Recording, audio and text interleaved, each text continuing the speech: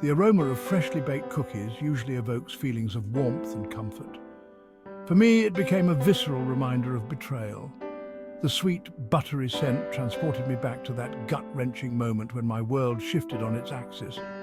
Looking back, there were signs, subtle cracks in the foundation of trust I'd naively overlooked. I was blinded by love, by the intoxicating belief that our bond was impervious to the forces that shatter even the strongest connections. It all began innocently enough. My partner, Liam, and I decided to surprise our friend Sarah with a batch of her favorite cookies. Sarah was going through a rough patch, and we wanted to lift her spirits.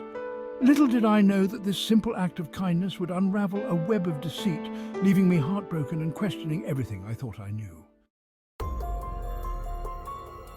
Later that night, as Liam headed out to deliver the cookies, a knot of suspicion tightened in my chest.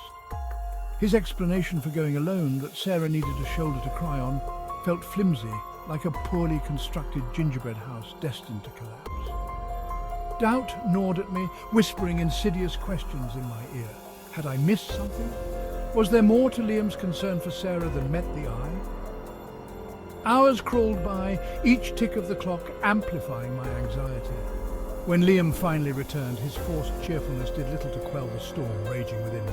The scent of warm vanilla and sugar clung to his clothes, a stark contrast to the icy dread seeping into my bones. I yearned to believe his explanation that they had simply talked and that Sarah was feeling better, but the truth had a way of revealing itself, like a telltale burnt edge on an otherwise perfect cookie. Over the next few days, crumbs of doubt turned into undeniable evidence. A careless text message left open on his laptop, a hastily deleted email, each discovery chipped away at the foundation of our relationship.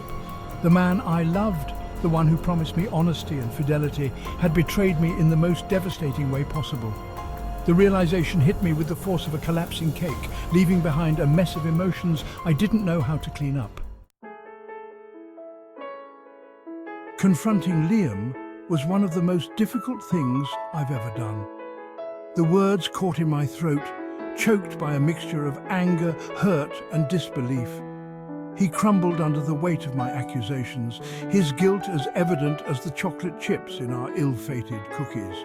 Through tear-filled confessions, the truth spilled out like batter overflowing from a cake pan. He tried to explain his actions, blaming his insecurities, his fear of commitment, and the allure of forbidden fruit, but his justifications rang hollow, nothing more than flimsy excuses that did little to soothe the searing pain in my heart. The betrayal cut deep, leaving me feeling lost and alone in the wreckage of our shattered dreams. In the aftermath of the confrontation, I felt an overwhelming urge to withdraw from the world. The pain was too raw, the hurt too profound. I couldn't fathom facing the pitying glances of friends or the well-meaning but empty platitudes. So I retreated, seeking solace in the familiar comfort of my apartment, surrounded by the remnants of our shattered life together.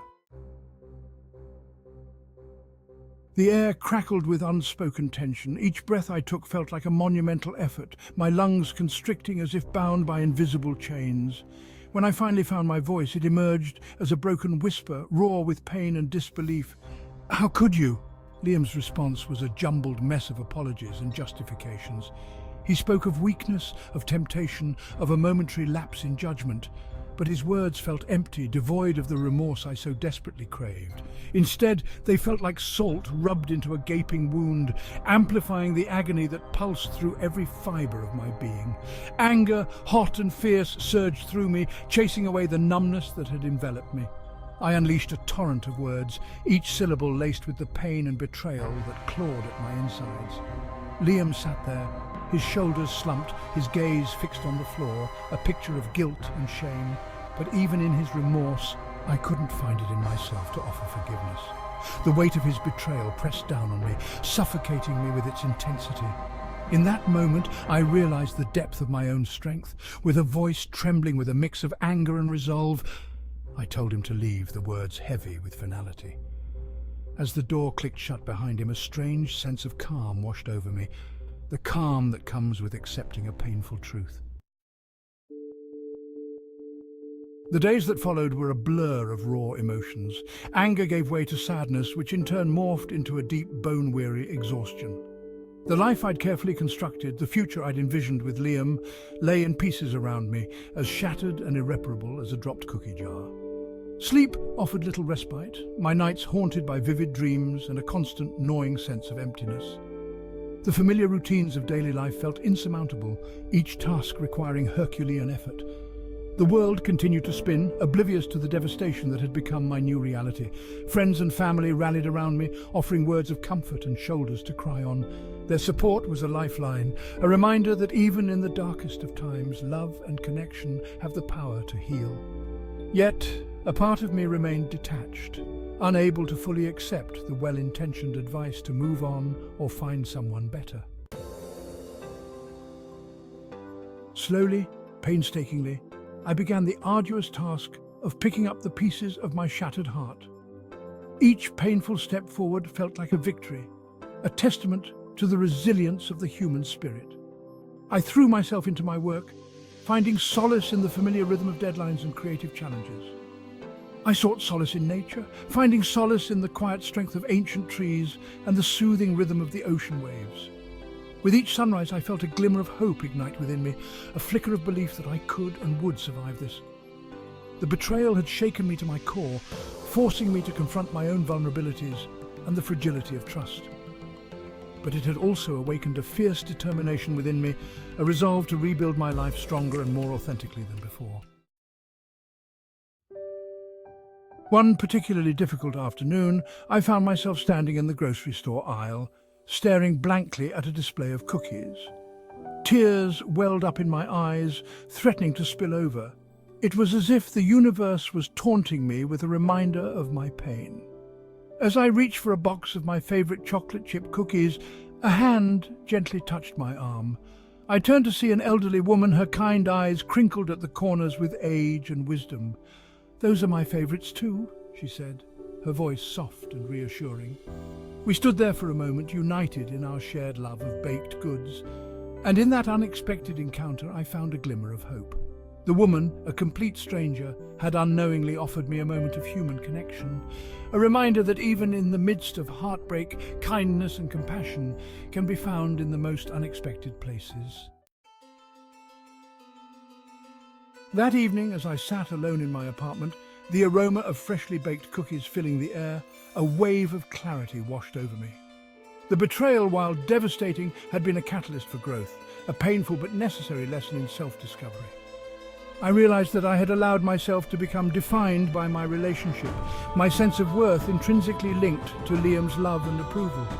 The experience had forced me to confront my own insecurities, the fear and self-doubt that had kept me tethered to a relationship that no longer served me. In the process of picking up the pieces of my shattered heart, I had stumbled upon a strength I never knew I possessed, a resilience that had allowed me to rise from the ashes of heartbreak, stronger and more self-assured. The scent of cookies no longer evoked feelings of betrayal and pain. Instead, it had become a reminder of my own resilience, my capacity for forgiveness, and the transformative power of self-love.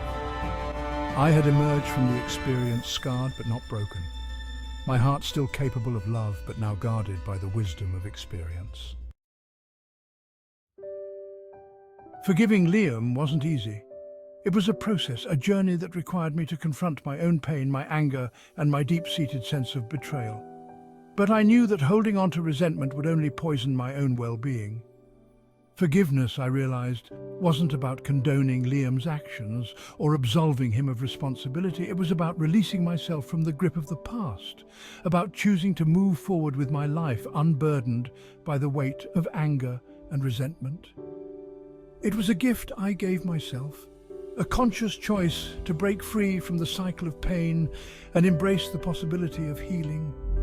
Forgiveness didn't erase the past, but it allowed me to make peace with it, to accept what had happened, and to move forward with a lighter heart. The experience taught me the importance of setting healthy boundaries in relationships, of honoring my own needs and not settling for anything less than respect and authenticity. It also taught me the power of vulnerability, the courage it takes to love deeply, knowing that heartbreak is always a possibility. I learned that true strength lies not in avoiding pain, but in embracing it, in allowing ourselves to be vulnerable, to grieve our losses, and to emerge from the experience transformed.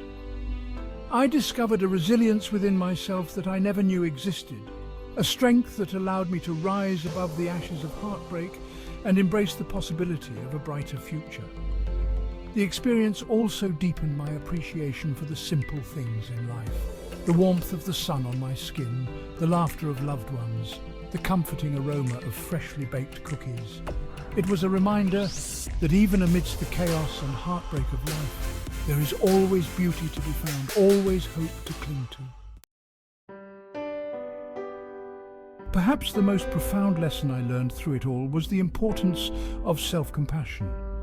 In the immediate aftermath of the betrayal, I had been incredibly hard on myself, blaming myself for not seeing the warning signs, for allowing myself to be so vulnerable. But as I began to heal, I realized that self-compassion was essential to the process. I learned to treat myself with the same kindness and understanding that I would offer a dear friend going through a similar experience. I allowed myself to grieve, to feel the pain fully, and to forgive myself for any perceived mistakes. Self-compassion became my anchor, my source of strength during those dark days. It was a reminder that I was worthy of love and belonging, even in the midst of my pain. It was a gift I gave myself, a promise to always treat myself with kindness, understanding, and love. Life, I've learned, is a lot like baking. It's messy and unpredictable. There will be times when we burn the cookies, when the cake falls flat, when the frosting refuses to cooperate. But even in those moments of perceived failure, there are valuable lessons to be learned, opportunities for growth and self-discovery. The betrayal, as painful as it was, had been a catalyst for profound personal growth. It had forced me to confront my own vulnerabilities, to redefine what I wanted in a partner, and to cultivate a deeper sense of self-love and acceptance. It had been a crash course in resilience, a reminder that even in the face of adversity, we have the power to choose how we respond, to pick ourselves up, dust ourselves off, and bake a new path forward. And so, I choose to embrace the sweet and the bitter, the triumphs and the heartbreaks, knowing that each experience, no matter how challenging, shapes us into the people we are meant to become.